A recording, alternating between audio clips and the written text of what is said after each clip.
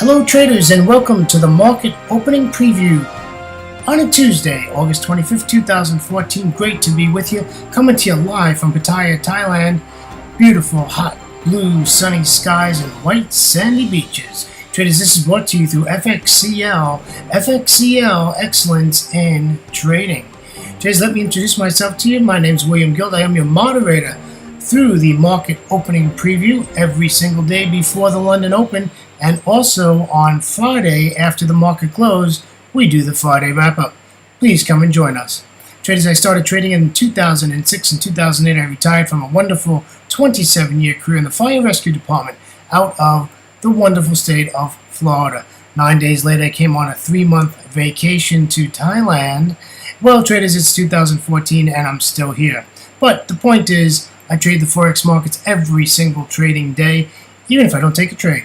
I'm always watching, listening, and keeping my eyes out for opportunity to make some profits.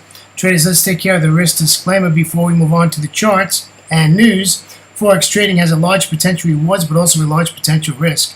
You must be aware of the risks and be willing to accept them in order to invest in the Forex markets. Traders, don't trade with money you cannot afford to lose. It makes trading miserable. Traders, always remember that past performance of any trading system or methodology is not necessarily indicative of future results. Alright traders, let's take a look at what we have in the news today. In Asia today, we had trade balance coming out of New Zealand, and no reaction at all, even though it was a bad number, but the markets really didn't take to that and didn't hold anything to that, and that was also a low impact event. Moving through, the only high impact I see is in the U.S. session. We have core durable goods orders month on month, which is high impact, and that will be 1 hour before the New York stock market opens. And also high impact at the same time, we have CB consumer confidence. So our major news today, traders, is going to happen during the New York session. Quite a soft session as far as data goes for the London session.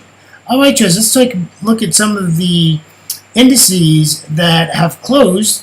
And the Dow 30 closed up at 0.44%. The S&P 500 closed up at 0.48%, with the NASDAQ 100 closing up at 0.36%. Going over across the pond, the DAX closed up at 1.83%. Good job there. FTSE 100 closed down just barely at 0.04%. And the CAC 40 closed up, 2.10%. Nice job. The Eurostoxx 50 closed up also 2.07%. Traders, moving over to what's trading live right now, the Nikkei 225 is up 0.43%. The Shanghai is up 0.11%, with the Hang Seng's also up at 0.11%. The S&P ASX 200 out of Sydney, Australia is barely in the green at 0.09%, and the Kospi 200 is up at 0.42%. Well, traders, as you know, yesterday we did have a holiday in the UK, and we saw that effect in the London session. And funny enough, the two pairs that moved was the euro yen, and believe it or not, the pound dollar. The pound dollar did a great move yesterday. I totally, to be honest with you, I missed it. I wasn't even looking at any of the pound pairs, figuring they were on holiday. But wow, don't do that again. You got to check them all out. Even when they're on holiday, they move. All right, traders, let's move on and let's go over and check a look at. These are the 60-minute Forex charts. Let's start with the euro dollar. Traders, this is the euro dollar, and I did not change the chart on purpose. I wanted to point out a couple of things here. One is that you can see that this gap has not been closed. So the gap from over the weekend is still there. And traders, I'd be honest with you, I'd be looking to buy this. Now, I'm very bearish in the euro dollar. Very, very bearish. But I think this is going to come up and close this gap at some point and some point soon. And today could be the day. If you take a look at our last 3 candles on this 1 hour chart, they're all indecision candles, and there's a good possibility we might see that today. I'm just looking for a bullish candlestick formation, and I'm ready to take this up to a nice point at 1.3240 45, 47, or 50, somewhere in there, and then look for a bearish candlestick formation and then recontinue the trend to the downside. But I wanted to let you see how yesterday the euro dollar had no movement at all and was basically flat. Traders, take a look at this. This is the pound dollar. The pound dollar really, after it made it, and you can see it made its move up, and then the end of New York and into the Asia session this morning has come back to the downside. However, it's a pretty strong support right here at 1.6570. So we could see a bounce here. So I gave you two trading opportunities. One is, if it closes above this trend line, we can go bullish here and take this up to the 200 exponential moving average, and that is at 1.6639. Or if it breaks support, gives us a retest of it at 1.6570, we'll take that all the way down to 6540, and that would be a nice 30 pip trade. Either way, whichever trade develops, we have 30 pips on both sides, and this could be a nice trading day on the pound dollar. However, it's the pound dollar, and you know the pound dollar hasn't been very consistent lately, so we'll have to see what happens here. But I would not do anything until the London Open. Traders, here's the Aussie dollar. The Aussie dollar has finally given us some sort of, well, non-ugly chart, as I've been saying for the last several days. But we do see it's broken down below the 200 exponential moving average at 0.9300, say. And we can see where it's come down. It's gone sideways. It continued down. Now it's coming back up. Looks like it's going to fib here at that 38.2 at 92. What are we at there? 92.89. So it's a good chance that that might turn around and give us a bearish candlestick formation. However, we want this to go sideways for a couple of hours, as I'm doing this in Asia. So this is almost 4 hours before the London Open.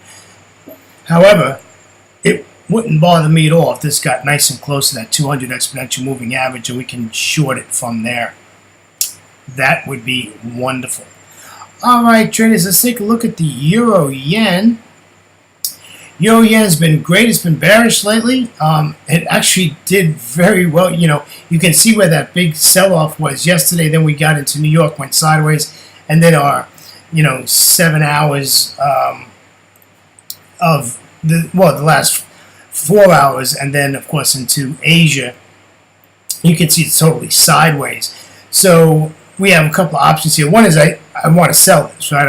As long as it stays below this 200 exponential moving average, I'm really not wanting to buy it. A couple of things have my alert though. One is that this Bollinger Band is curled to the upside. If you look at the upper Bollinger Band, it's absolutely straight down. So that's a caution alert to me to really be careful on this trade entry. The other thing you do is draw a trend line on that low there and bring it up and see if this last candle will retest that before the London Open. We can take that to the downside. Not looking to sell this unless it closes above that 200 exponential moving average, gives us a bearish candlestick formation, and then we can buy it if it closes above the 200 exponential moving average. Traders, closing out our charts for today. This is the New Zealand. New Zealand's acted very well lately. Had a beautiful sell-off 2 days in a row. Did it again yesterday.